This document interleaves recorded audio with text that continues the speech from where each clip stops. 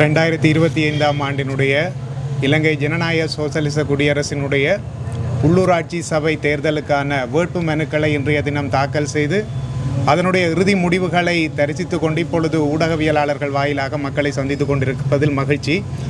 முதலாவதாக இங்கே எங்களோடு இருக்கின்ற எங்களினுடைய தோழர் அமைச்சர் மற்றும் அனைத்து தோழர்கள் மற்றும் ஊடகவியலாளர்களுக்கு என்னுடைய இந்நேர வணக்கத்தை தெரிவித்துக் கொண்டு இம்முறை எமது தேசிய மக்கள் சக்தியானது யாழ்ப்பாண மாவட்டத்தினுடைய உள்ளூராட்சி சபைகளில் போட்டியிடுவதற்காக 17 உள்ளூராட்சி கட்டமைப்புகளிலும் தன்னுடைய வேட்பு மனுக்களினை தாக்கல் செய்திருந்தது.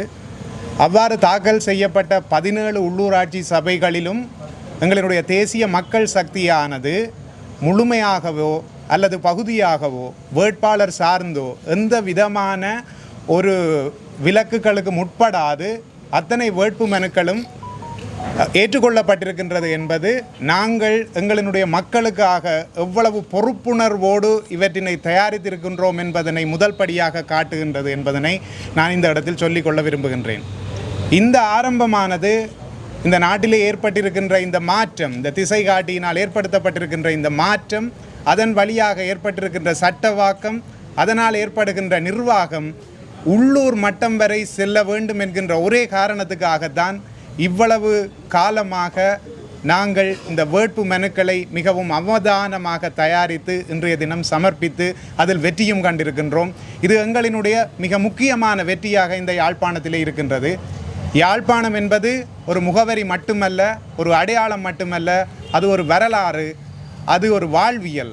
அந்த வாழ்வியல் வரலாற்றினை கொண்ட இந்த யாழ் மண்ணிலே அனைத்து 17 உள்ளூராட்சி சபைகளிலும் தேசிய மக்கள் சக்தியானது ஒருமித்து மிகப்பெரிய வெற்றியை ஈட்டி திசை காட்டியின் வழியாக மக்களினுடைய வழியினை மேல் நோக்கி கொண்டு செல்ல உந்து சக்தியாக அமையும் என இந்த சந்தர்ப்பத்தில் நான் உறுதியாக நம்புகின்றேன். குறிப்பாக தற்போது வெளியில் வந்த ஜனநாயக தமிழ் தேசிய கூட்டணி உள்ளிட்ட சில கட்சிகள் தங்களுடைய வேட்பு மனுக்கள் திட்டமிட்டு நிராகரிக்கப்பட்டிருப்பதாகவும் இதில் NPP சம்பந்தப்பட்டிருப்பதாகவும் தேர்தல் ஆணையகத்தினுடைய தவறான வழிநடத்தலில் இங்கு தவறாக செயற்பட்டிருக்கிறார்கள் என்ற மாதிரியாகவும் இதற்கெதிராக வழக்கு தாக்கல் செய்ய போவதாகவும் சொல்லியிருக்கிறார்கள். அவர்கள் சொல்வதில் உண்மைகள் என்ன, நேற்று இரவு முதல் நாள் எல்லாம் நாங்கள் அவர்களுடைய காரியாலயத்துக்கு சென்று அவர்கள் தயாரிக்கின்ற அந்த வேட்பு மனுக்களை நாங்களின் தலையிட்டு ஏதாவது கிறுகுதால வேலைகளை நாங்கள் செய்திருப்போம் போன்று தெரிகின்றது. அதனால்தான் இதெல்லாம் சும்மா வெற்று கதைகள் வேண்டாம். யாராக எங்கள் மீது குற்றச்சாட்டுகள் முன்வைக்கின்றவர்களுக்கு எல்லோருக்குமே தெரியும், இது முதலாவது தடவை அல்ல.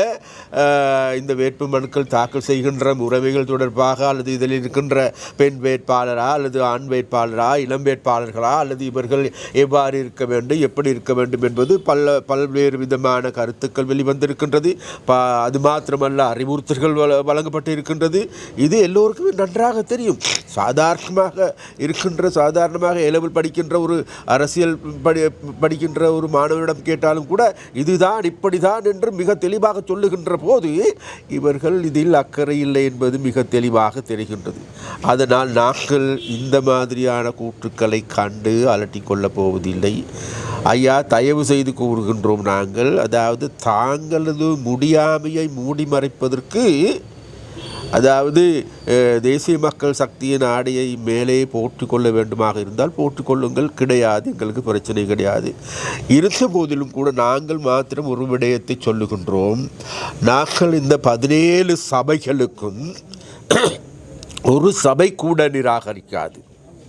எல்லா சபைகளிலும் வெற்றி பெற்றிருக்கின்ற ஒரே கட்சி தேசிய மக்கள் சக்தி என்பதை இவர்களால் பொறுத்து கொள்ள முடியவில்லை, சகித்து கொள்ள முடியவில்லை. ஆனால் இங்கே இருக்கின்ற மக்களுக்கு நன்றாக தெரியும், கபிலன் சொன்னது போன்று யாழ்ப்பாணம் என்பது வரலாறு. யாழ்ப்பாணம் என்பது எங்களுடைய ஆசிரியர் சொல்வது போன்று இது ஒரு மாற்று கருத்துக்களினுடைய ஊற்று. அப்போ அந்த ஊற்றில் பிறந்த மக்களுக்கு நன்றாக தெரியும் இவர்களுடைய திருகுதாளங்கள், விளையாட்டுக்கள் என்னவென்று. அதனால் அது சம்பந்தமாக நாங்கள் அலட்டிக் கொள்வதில்லை.